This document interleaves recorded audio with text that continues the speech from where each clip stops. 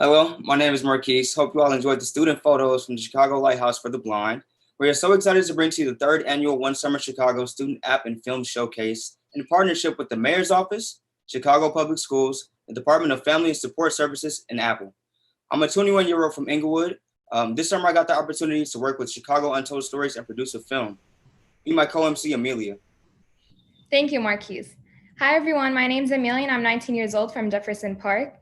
This summer, I got the opportunity to be a teaching assistant in One Summer Chicago's Everyone Can Code program. We are so excited to be your MCs today and showcase these wonderful student projects. Quick reminder to everybody watching, this session is being recorded. Okay, just a quick reminder.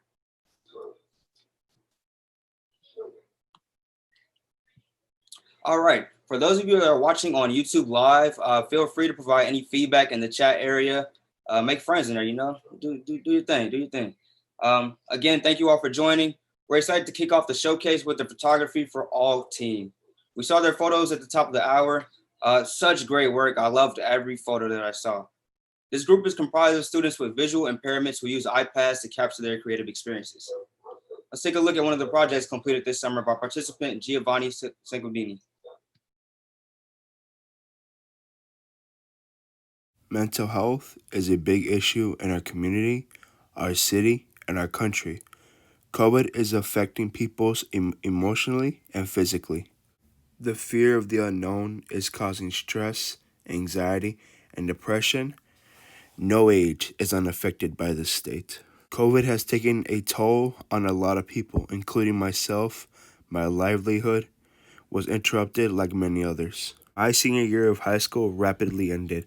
I couldn't graduate and walk across the stage with my peers. Once the effects of COVID hit my city, I was too afraid to even leave my house. COVID caused me anxiety, but I didn't let it stop my life. I discovered some coping strategies that help my mental health and can help yours as well. Here are some ways I cope with COVID. Staying connected with family and friends by calling or FaceTiming so they can give me strength and encouragement. Then, take a second, relax, and take a breath from this madness and listen to your favorite music. Maybe write a book, a story, or a poem. Go to another planet, have an adventure in a different place. Be who you want to be. You can control your story and your mind. All right, so thank you, Giovanni. Wasn't that an amazing video? That was so amazing with everything I could hear, but I watched it before, so it was a great video. I loved everything about it. All right, before we continue, we would also like to thank the following community organizations who have played an important part in supporting the work that took place this summer. They have been instrumental in providing out-of-school time access to coding and creating opportunities. We're here today because of the One Summer Chicago program. One Summer Chicago brings together government institutions, community-based organizations, and companies to offer over 20,000 employment and internship opportunities to youth and young adults ages 14 to 24. And this year, the city of Chicago offered the country's largest summer youth employment program. And we are thrilled to have been able to maintain this program through the trials and tribulations of this unexpected environment due to COVID-19. The team at the Mayor's Office, the Department of Family and Support Services, Chicago Public Schools, with the assistance of Apple, were able to transition from an in-person program to a virtual learning program. Today is a celebration of the work that we have completed this summer. While we're showcasing only a portion of projects, this represents a small snapshot of the transformational work and passion of young people in our community. I agree. This summer, Mayor Lori E. Lightfoot and the Chicago Department of Family and Support Services announced that One Summer Chicago would implement a special new Chicago Youth Service Corps of 2,000 youth dedicated to providing service to the city and its residents, including remote learning and remote support to the city's COVID-19 response and recovery efforts. Students in the Everyone Can Code cohort are part of the city's Youth Service Corps, the only summertime youth service corps in the country. And this is also the first time that students that previously participated in the program were able to apply for teaching assistant positions. This granted youth an opportunity to share their knowledge and become mentors to the incoming participants. Becoming teaching assistants also encouraged the youth to create an alumni association to amplify and share resources. Amazing. And now we welcome the Deputy Mayor and longtime supporter of the Everyone Can Code Chicago program, Sybil Madison. Good afternoon, everybody. So great to be with you. This is the third showcase, and it made me realize that I've been at each showcase.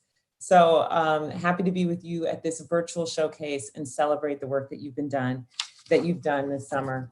We're celebrating another successful year of One Summer Chicago, as our co-hosts have said, despite the challenges that COVID has presented and the other challenges that our city has faced this summer with the civil and righteous unrest. We were able to still power through with One Summer Chicago and with Everyone Can Code in particular. And so I'm happy to be here at the showcase and back with friends. I congratulate you on using your skills and diligently working together to make a difference and to be leaders in your communities.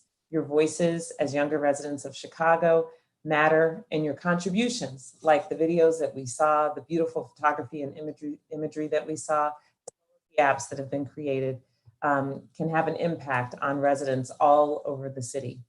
The Everyone Can Code program and Everyone Can Create program, they both represent our commitment to youth development and employment, and we applaud all of our partners, so many partners who have adapted and preserved these opportunities for our youth. As was mentioned, we have the only Chicago Youth Service Corps in the country, and we have the largest summer youth jobs program this summer because so many partners buckled down and did what they could to make it all work given the conditions we're working under with COVID. I commend Apple, DFSS, the DFSS team, and all of the delegates, CPS and Northwestern, for their continued commitment to providing these types of meaningful, real-world educational opportunities for our youth.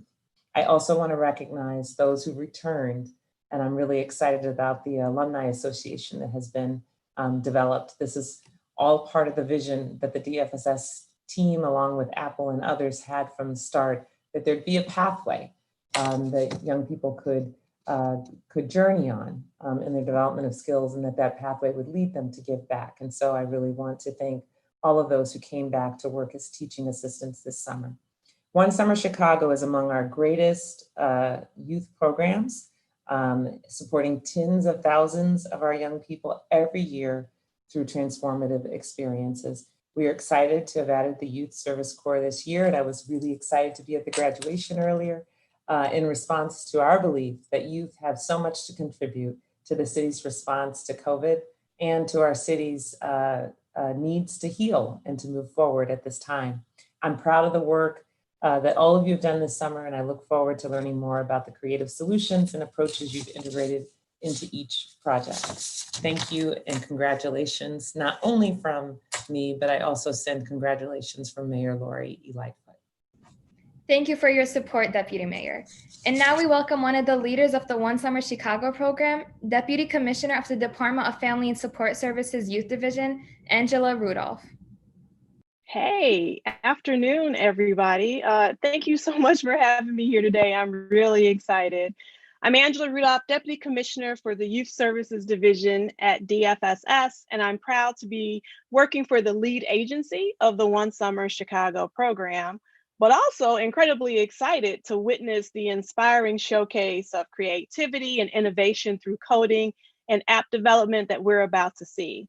I want to take a moment to thank each and every one of the young people who participated in Everyone Can Code this summer.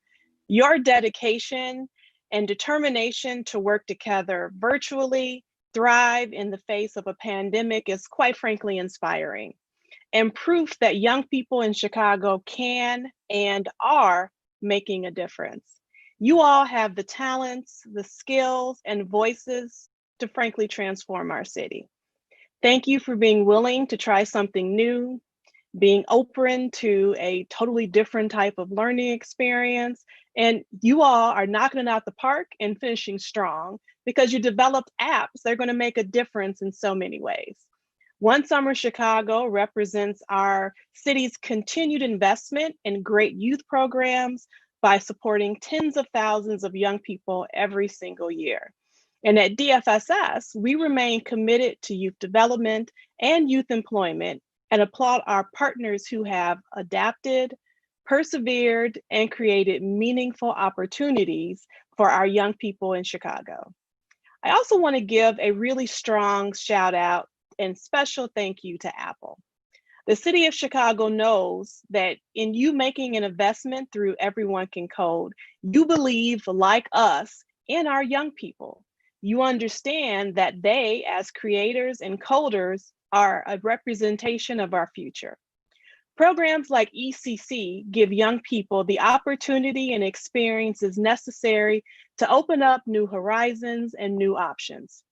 Finally, I'd like to thank my staff and interns at DFSS, who together, as has already been noted, organize the nation's largest youth program in the country via One Summer Chicago and the Chicago Youth Service Corps. You all are dedicated, passionate believers in our city's young people. And your work this summer was love in action, showing how much you truly care about the work you do. And with that, I'm going to turn it back over to our young people and just say a heartfelt thank you to everybody. All right. Thank you so much. Everybody, if we can get some clapping emojis in the chat, that'd be perfect, you know. Okay, so thank you, Deputy Commissioner, for everything that you just said and your support. And now from Apple, a supporting partner for the last 4 years, we welcome Stacey Erb, Director of Community Education Initiatives. Thank you, Marquis. Hi, everybody. I'm Stacey Erb, and I have the distinct pleasure and privilege to be part of the Community Education Initiative team at Apple. Like all of you, I wish we could be hosting this event in person. Your flexibility and perseverance in the face of adversity this summer is a real testament to each and every one of you. At Apple, we focus deeply on how to prepare students to be leaders and innovators in this ever-changing world. We are so impressed by the creative ways that you're using technology to solve problems that you care about, whether that's racial and social justice or public and mental health during a pandemic. When you learn how to code, you're not only learning the language of technology, you're learning new ways to think and bring ideas to life. Designing, prototyping, creating apps is a great way to work together to solve problems in your community. And this app showcase gives you a chance to celebrate your ideas and share your solutions with peers, families, and the community. This summer, youth from across Chicago, from different backgrounds and in unique circumstances, came together in action. The world as we knew it changed quickly these past few months. Yet these students sprang to action, learned a new skill, and are using it to change the world for the better. You are part of a worldwide community of developers who are creating apps that do incredible things, like help prepare for pandemics, or reduce our carbon footprint, or help connect people with the resources that need it the most. I want to thank the Mayor's Office and the Department of Family and Support Services, as well as Chicago Public Schools, for your hard work and dedication to providing opportunities to youth across the city. And to the youth of Chicago, keep dreaming big and know that we at Apple are cheering for you, and know that it only takes one idea to change the world. Thanks, Marquis. Thanks, everybody. All right, thank you, Stacey, for those amazing words. Now we'll hear from Owen Washburn, who's Vice President of Global Philanthropy at JP Morgan Chase, who has funded Everyone Can Code Chicago for the last 3 years. I was personally fortunate to have the opportunity to intern with JP Morgan Chase's software engineering team through the One Summer Chicago program last year. Thanks so much, Amelia, and good afternoon, everybody. Back in March, we knew it was going to take a heroic effort for DFSS, CPS, the Mayor's Office, Apple, community partners and families, and of course, all of the youth that have been a part of Everyone Can Code Chicago to make this summer a success. And based on what I have seen, the ingenuity, creativity, thoughtfulness that have gone into the projects, the camaraderie among the teams and the communities involved, it really has been. I just want to share quickly why I think what you all have built here and did this summer is so important. COVID-19 and the way that the pandemic has disrupted nearly every industry in our economy is only elevating the importance of digital and creative skills. We've been on a long-term trajectory of bringing technology deeper into all areas of the US economy and Chicago's economy. And that is now being accelerated as we learn to work remotely and redesign the delivery of services and products. So to the youth here today, the skills you developed this summer, matched with the adaptability to do this work in new ways and manage through uncertainty, all well in many of your projects, creating solutions to the city's most pressing challenges will go down to all of your benefit and serve to inspire the rest of us.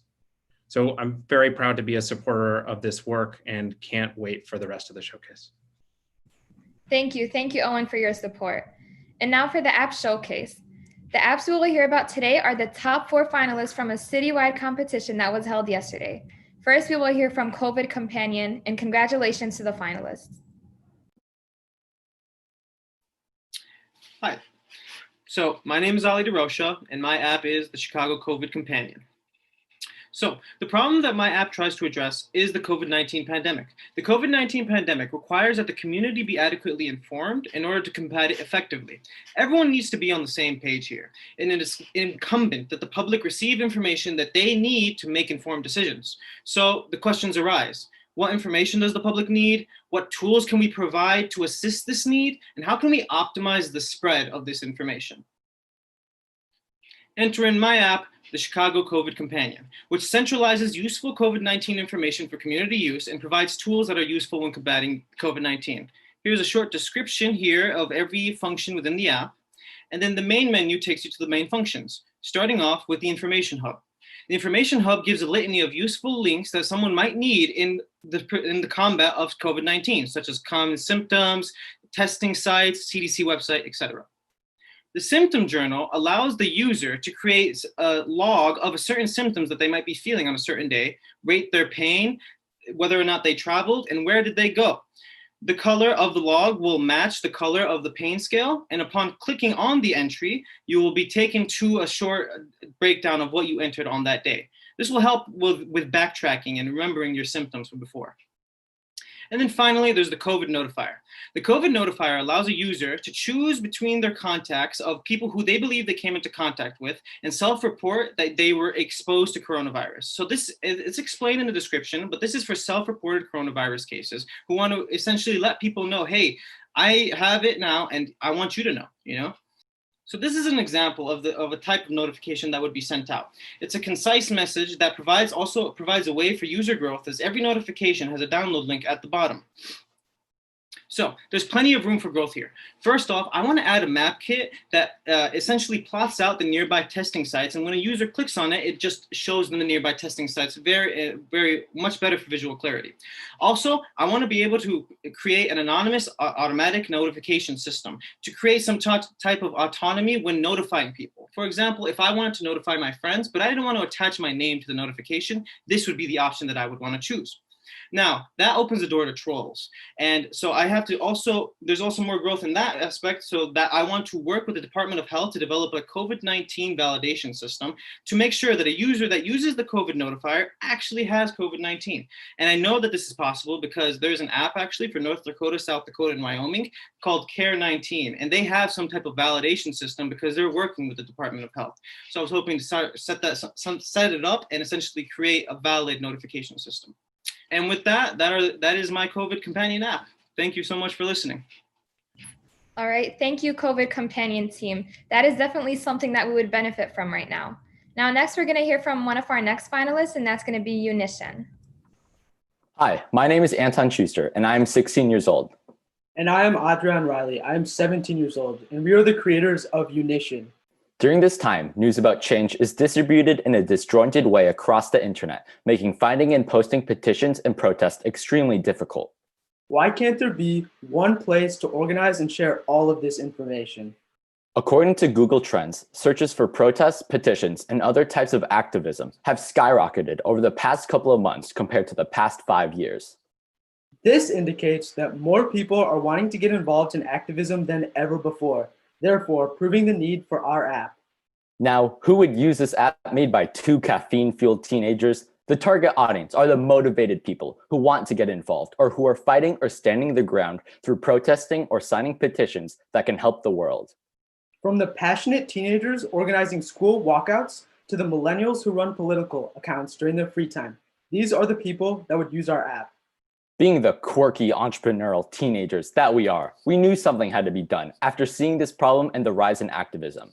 We then created Unition, which means the act of uniting. Unition is an app for change with social media features. It allows you to view and post protests, petitions, and film stories for others to explore all in one app. In the near future, we would add live updates during protests, written stories, and ease of access to other users' profiles. Our logo, the Gorgian knot, is a mythological symbol that represents an extremely difficult problem, in this case, the problems of the world, in an unbreakable union. You may ask, how does this app impact the youth? Well, this generation's youth is more impactful to the world than ever before. We contest problems until we get the change this world needs, and Unition will help channel this powerful motivation. Here is our Petitions tab, where the user will be able to scroll through various petitions organized by tags and sourced either locally or from other places such as change.org and Facebook. A couple of coding concepts we really took to heart as we developed our app was reusability and a fast-feeling interface. We implemented this by using only two main view controllers, one to control our table view with a reusable cell for every new petition, and one to control what happens when a user clicks a petition. By using an integer variable called myIndex, which tracks our index path row, our table view is able to tell which cell is clicked so that it can transfer the correct title, description, and image into our second view controller, making it reusable for every cell. Here on our Protest tab, our user will find a very similar and easy to use interface when scrolling through protests locally or globally. We did this in order to educate the user on what is happening globally while also finding protests locally. Once again, we focused on cutting down our code by using only a couple arrays of information hard-coded at the top, paired with reusable cells, saving us from creating an overflow of storyboards and hundreds of lines of extra code.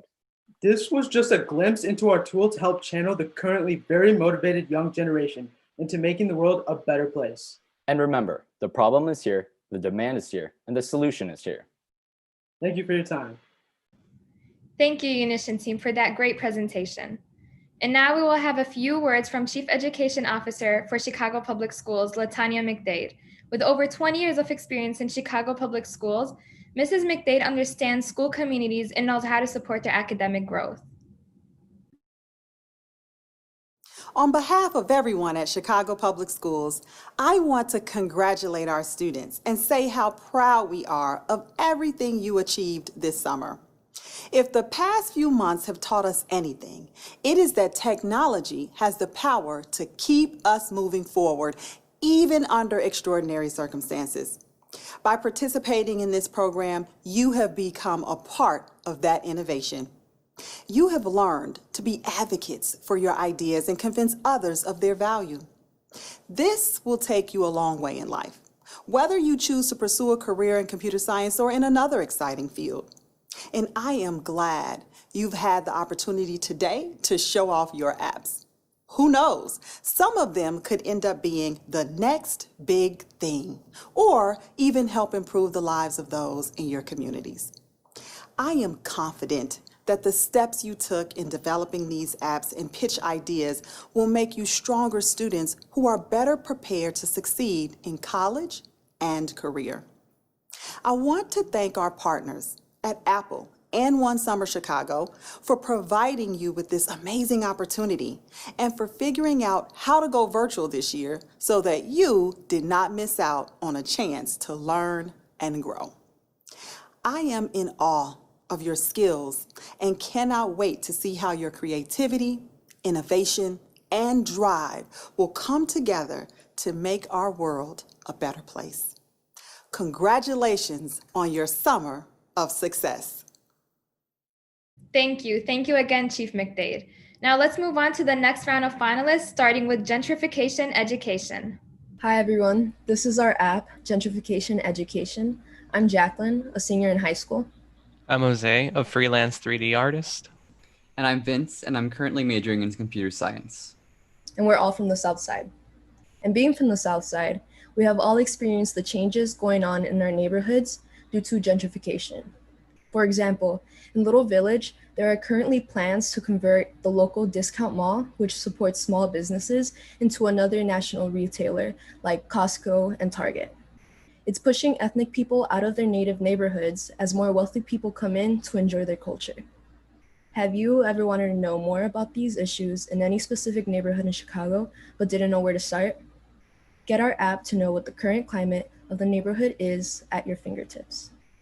So the first thing we have in our home screen is the definition of gentrification, which you can read by clicking the question mark button. We also have buttons for the neighborhood information, as well as maps and comments. When we click the neighborhood information button, it takes us to another screen where the user can read about the neighborhood's history, as well as what's currently going on as far as being gentrified. We also have a button at the bottom of that screen that goes to a website and allows the user to read more about the neighborhood. And now I'm going to pass it off to Vince to explain our local businesses feature. Local businesses are crucial to their communities. They increase the local economy and help the community to thrive. That's why our app is helping support local businesses and making them easy for users to find. One way we're doing this is our map. First, it has a picker view that zooms into the neighborhood that you choose.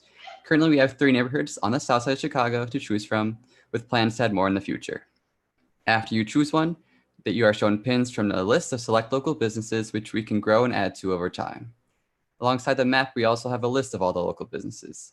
Tapping on one of those brings up information such as their address, phone number, and a brief description of what they are. Now we're going to go over to Jose to talk about our QR codes and comments features. So iOS natively has a feature that allows you to take a picture of a QR code and open the contents directly in an app. This will be used and implemented in the future to make it easier to go to specific neighborhoods. QR codes will be posted up in different neighborhoods and lead directly to the respective map view. These will serve as a guide for any visitors who want to learn about the neighborhood but might not necessarily live in it. For every neighborhood, there's also a comments section that is designed to let the user give a brief review or rating of the specific neighborhood. We want the users to feel like they're free to share different types of information, ranging from how gentrified they believe the area to be, or even just sharing comments about a mural in the neighborhood they liked. This is to make this a more community-oriented app, where we are ultimately only providing information and not pushing users to a specific conclusion. Right now, we're in a really unique spot in the app marketplace. There's really no one else like us. Learning about the neighborhoods in your city has never been this easy. So if you love supporting your local communities, but don't know where to start with all the research, then this is the app for you. Thank you. Thank you for that gentrification education. Now, last but not least, we're going to hear from our team, Beat Street. Hi, my name is Sal, and I'm a computer science student at UIC. Hi, my name is George, and I'm a computer science student from UIC as well. Hi, my name is Jonathan, and I'm a junior from CMSA. Hi, I'm Natalie, and I'm a senior at the University of Michigan. Chicago. It is one of the greatest cities in the world, but we struggle with some issues that can repel people from noticing our city's greatness. One of the biggest problems that communities face in Chicago are potholes. As the map indicates below, there's a clear preference for the distribution of resources in the north side of Chicago and the downtown area of Chicago over the south side of Chicago. We have a solution to this problem. Our app is called Beat Street. What makes Beat Street better than calling 311, which is a non-emergency number for city services?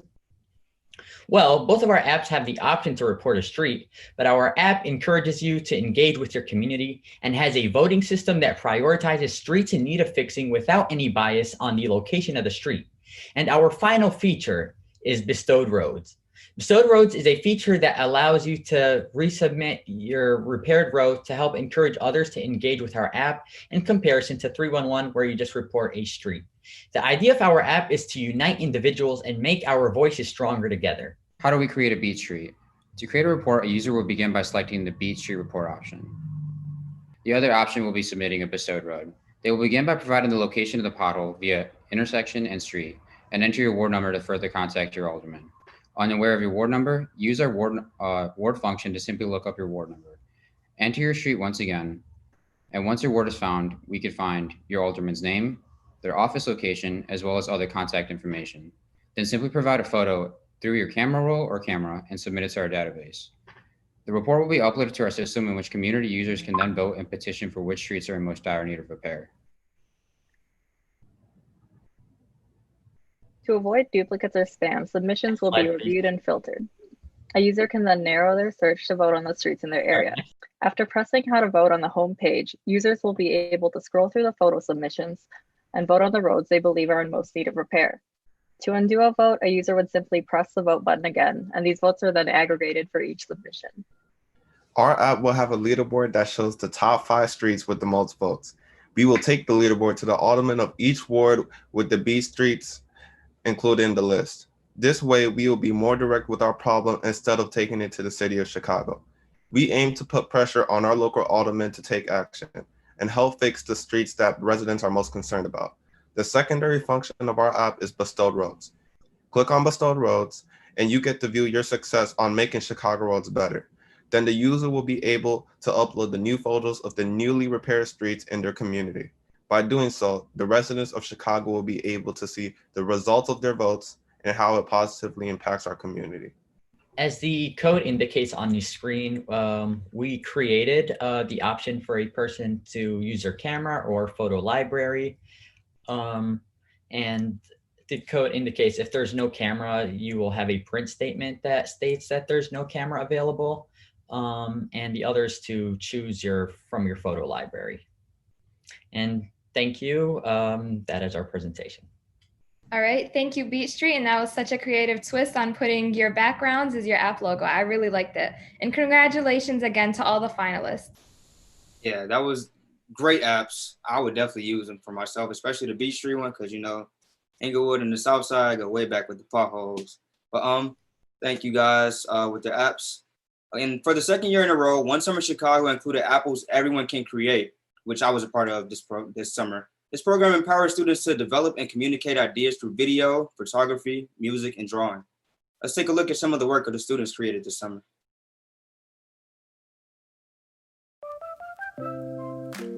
Black Girl Joy. Happiness within, gold on the skin. Black Girl Joy comes in different shades and delicate faces. Maybe it's the features, maybe it's the heart. Beauty isn't all, let's face it. Black Girl Joy. I think the message that I would send to Black girls that I personally wish I would have heard more consistently growing up is just to be yourself and be yourself unapologetically. You don't have to say sorry for who you are, and you shouldn't have to feel the need to comfort people because they don't understand you. There's just a depth there, and it can't really be recreated because it's something that is only found in Black culture. Too clear to be unnoticed, too powerful and outspoken. Black Girl Joy. My mother and my grandmother, it was different back then. My grandmother left the South and came to the North so she can have her freedom, being a woman of color, being strong, being educated. I like Shirley Chisholm, Anita Baker. I like the body that I'm in. I'm happy with it. I was born Black. Dancing in the sun and praising with hands. These hands are activists and healers of generations. These outcries for justice are holy. Black Girl Joy is double Dutch in Psalms. No weapon against us shall prosper. Freedom rings in our bones. We are covered in litanies for survival. Sisters, mothers, aunties, grandmothers, and daughters. Delicate faces, too powerful to go unnoticed. Black Girl Joy. I just like how ancestral we are. We're the first. We are so whole. We really know how to navigate our masculine and feminine energy. I feel like I really admire people who are not here anymore. All smiles and shines. Maybe it's the walk. Maybe it's the glow. Unexpected but unlimited determination. Black Girl Joy. Standing together in formation. Inherited creativity. Black Girl Joy. Leadership. Unison. Empowered. Blooming like a field of flowers. Delicate but rare. Honor us. Honor us. Honor us. Black girls are the aesthetic. Black Girl Joy.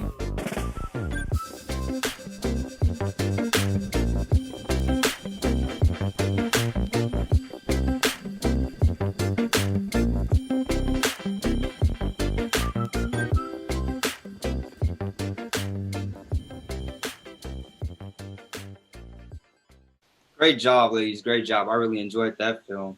Great job. And now we'll have a word from Rita Coburn, a 3-time Emmy and Peabody Award-winning filmmaker and Random House published novelist. Thank you. It's fantastic to be here. And it was fantastic to work with this program because whether it's Black Girl Joy or Joy for any individual or group, what we found in the project is what can be done in 6 weeks in the summer, how diverse groups and communities can get along, and how we each have a personal story that lives in the context of history. Whether we're documentarians, journalists, high school students, we're people in any walk of life talking about the importance of life. And right now, we were born for a time, a reason. And in this season where we have a pandemic, we're able to see what we can achieve. It takes our creativity. That's what we learned in these documentaries. Probably most was learning about strategy, wisdom, managing time. And because we had technology, we were able to be together. Technology will continue to help us stay together, whether or not we're in school or whether we're maintaining jobs in our culture, we can still reach out to one another and continue to grow. I've worked in documentaries since the 80s. I've used my computer all the time when I had to schlep it on my back. So now to be able to work anywhere and communicate is something that is what we're doing. And I'm really grateful to have been a part of this program, to meet the young women and to really forge that tie that we have between generations that tells us to continue and that we're strong. Thank you. Thank you, Rita, for that important piece. All right. And now we're going to look at the second video titled Peace Is, which was produced by Cassandra at Open Center for the Arts.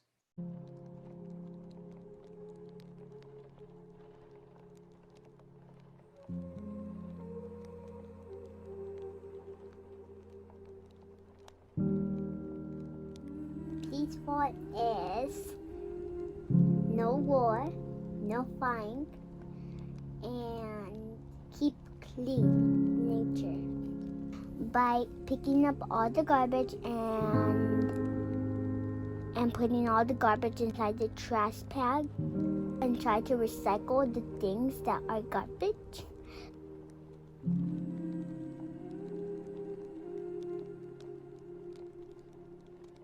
So if we have a peaceful, it will make the world a better place. We have peace sometimes, but sometimes we make mistakes in life. So we have to stay home because of that. So we gotta make good things. Paz es algo que te sientas bien contigo mismo, ayudándose en sí mismo con otras personas. Todos tenemos que colaborar para que haya paz en el mundo. Peace to me means loving one another and being respectful of one's beliefs, respecting others' opinions and not imposing your own on everybody else, but being tolerant. There is peace. Not everywhere, but there is peace.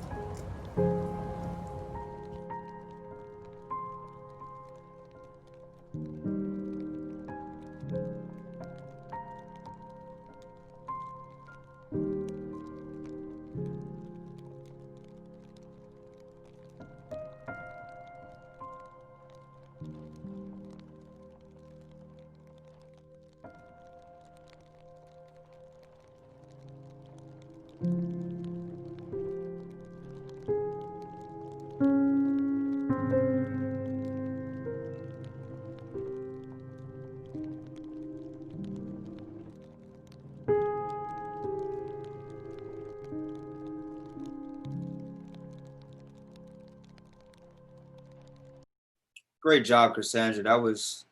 That moved me emotionally, you know. So great job for that. For the next video, we have Big Drip, Social Media and Youth Materialism.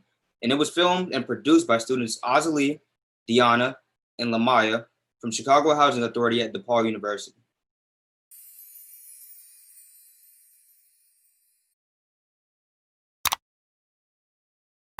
Some more like it. So don't talk to us. Don't talk about us because you ain't making money like us. Get your money out before you talk. Social media has become now such a fabric of our lives. If there's space and there's people in your target market, marketers are going to try to exploit that and get in front of their target market. If you look at influencers getting these corporate contracts for promoting a different product, I think that just has reinforced the materialism. I don't have a problem with people showing off what they have on social media because I feel like if it's your stuff and you want to show it off, then that's your choice. But I do feel like sometimes it is a little bit of a bad thing because it kind of makes people feel like they kind of have to have certain things that aren't really necessary to have. I think it starts like a competition and others feel like they have to go spend their money or compete to make a lot of people think that they have a certain financial status. And we kind of let likes on social media affect the way that we view ourselves and our self-esteem. It's really toxic. Social media is designed in a way that has us measuring our own sense of self-worth by the things we possess. And it can create a really strong dissatisfaction in our own lives. All the studies show that social media for teens increases anxiety and depression. I think that materialistic things can release violence because I guess people are so obsessed with shoes or like materialistic things that they will kill someone just to get the newest sneakers, to get the newest jacket, to get the newest car. And I think it's wrong because it's materialistic. It doesn't last forever. I had a fellow family member get killed over a Bulls jacket. So I would say that being materialistic or having materialistic ways can play a big part in jealousy, low self-esteem, crime. But I think people should also understand that being yourself is what matters and that the latest trends aren't important to go out and steal and kill and commit dumb acts.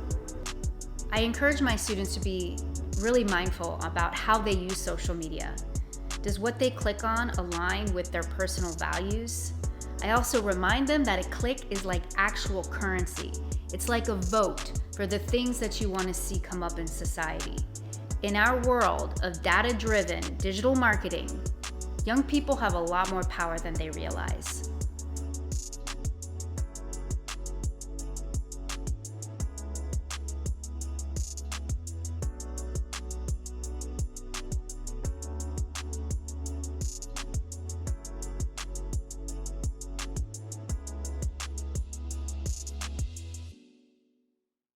Ooh, thank you guys for that amazing video. It was really powerful and it really resonated with me, most definitely. So thank you guys again. So the next video was a youth individual project called Little Hands, Big Help by Azalee, a student with Chicago Housing Authority at DePaul University. We live in a world where everybody needs somebody, and I'd like to stress that these somebodies can come in the smallest of forms. Hey, I love you. This is my 4-year-old nephew, Joaquin, and since my sister has had him, I've been going hard for him ever since. I try to make sure he doesn't have to go through some of the tough things that I have. I make sure he smiles a lot. We have fun by acting crazy, and he joins in on all of my buffoonery.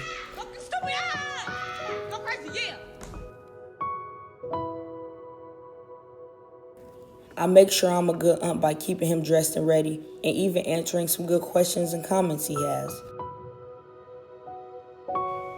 I also let him know his good qualities, that he's handsome and to smile. He's a very curious 4-year-old with the love for being outside, and he also teaches me some things. I can honestly say we spend some good quality time together.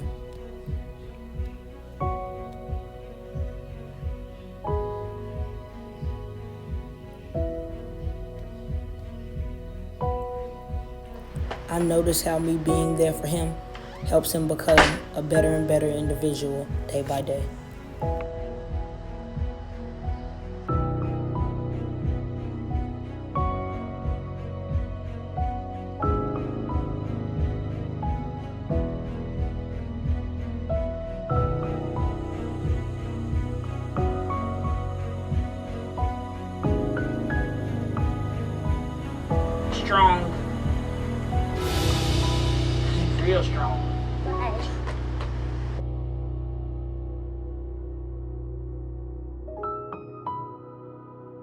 I'd like you all to take from this that although your younger siblings or relatives might seem irritating, you play a big part in their life as they do yours. Can I take a picture of you? Jeez! You so handsome, Stink.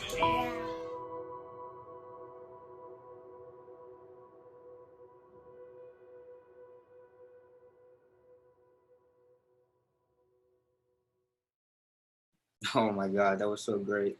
That film definitely put a smile on my face. And everybody, I'm sure everybody can relate to it. Children are just so innocent, you know. They always just put a smile on your face. So thank you, Azalee, for that great video.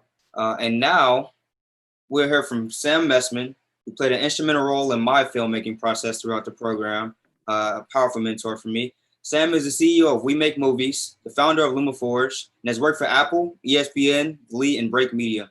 He believes that everyone deserves the right to tell their story in their way.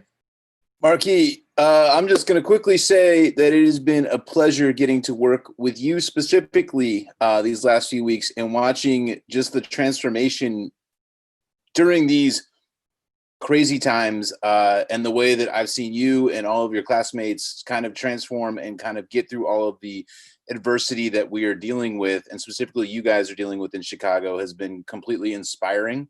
So I just want to say that before I get into this is not about me. I got a bunch of people to talk about and thank for being part of this program. So I'm just going to go through some quick thank yous, which is specifically to True Star Media. True Star Media is tackling the cycle of poverty by giving young people jobs that train them on how to create, produce, distribute, and market digital content. This would not be possible without them, and I'm hoping to see more and more people get involved with what they're doing. And the person who probably should be talking right now is Bijan from the We Uplift the World Foundation, and Lychee.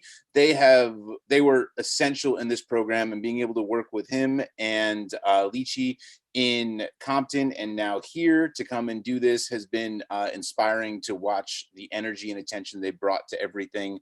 And then all the mentors and teachers from CPS and CTE, the digital media and communication art pathway instructors, Tamara Robbins and Aaron Aragon, and the instructional support specialist, Latifa Harland. Latifa, it's been 3 years, and this has been an amazing journey that we've been on together.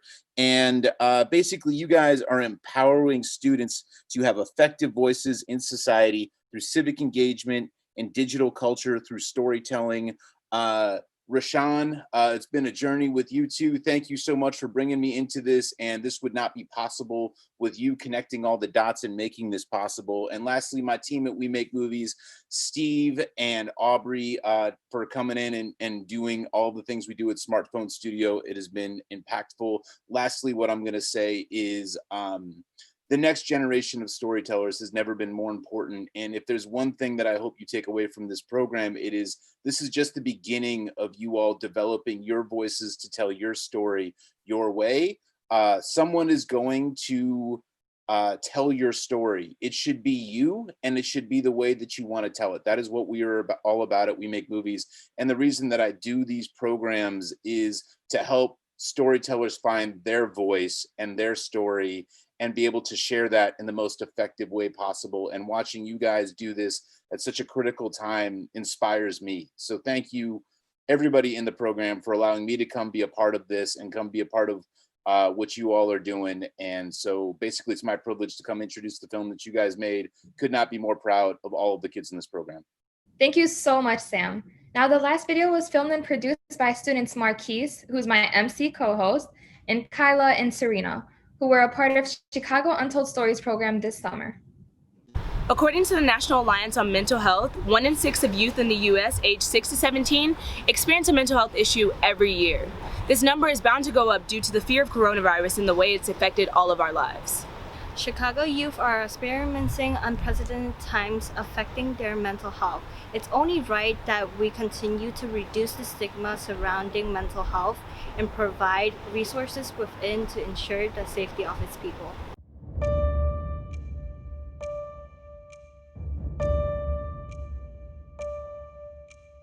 When coronavirus first began, there were many thoughts on how it started and where it came from, but one thing was for certain. It was an unexpected pandemic that shocked us all. Ultimately, everyone was forced into quarantine where there was like a heavy emphasis on mental health. Quarantine pushed me to work on myself in areas that needed improvement. The stay-at-home quarantine really challenged me to actively pay attention to my mental health. The first few weeks, I really shut down mentally and physically because I spent hours upon hours in my bed. I'm pretty sure I was depressed about the way my senior year was ruined by COVID-19, but everyone around me was in the same boat, so none of us really knew what to do about the situation at all. Seriously, I was texting friends and we all just felt so unproductive and useless all the time. And it was frustrating because we didn't have our normal outlets to bring us joy. I really wish there were more resources readily available at the start of the pandemic so I didn't have to feel bad about myself so often. The stay-at-home quarantine was hard for me because I had to stay at home and I couldn't do things that I normally would do or go to. And you had to continue to do learning online. I'm a visual learner, so day by day passed by when I struggled on every assignment that was given to me to do. I had no idea what to do, and day by day I was losing my mental health and turning insane. Since COVID-19, I noticed that with the lack of physical interactions from loved ones and families, it's been really hard for the younger generation. Post COVID-19, I think people are slowly trying to recover, and I would say even trying to readjust their feelings, whatever they've been going through, especially because they've been home. They don't know how to be familiarized anymore. All in all, quarantine has affected everyone mentally. But not everything has to be negative. It helped us to educate ourselves, perfect our crafts, and even connect with people more deeply. These are things that helped us overcome our mental barriers. And maybe they can help you. Regression to the mean, meaning everything can't be all good or all bad. We just have to look to the good side. And we're here to help.